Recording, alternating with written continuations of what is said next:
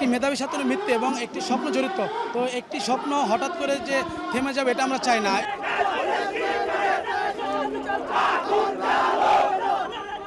সে নাস্তিক হলে যে তাকে আঘাত করা হবে এটা তো আসলে ঠিক না।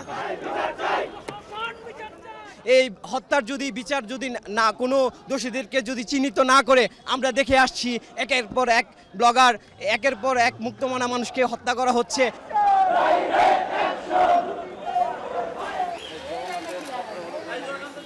সম্ভাব্য প্রত্যেকটা সাইট নিয়ে আমরা চিন্তাভাবনা করতেছি এবং আমরা ওইভাবে ইনভেস্টিগেশন করতেছি। এখন ইনভেস্টিগেশনের শেষ পর্যায়ে স্যার কিছু বলা যাবে না।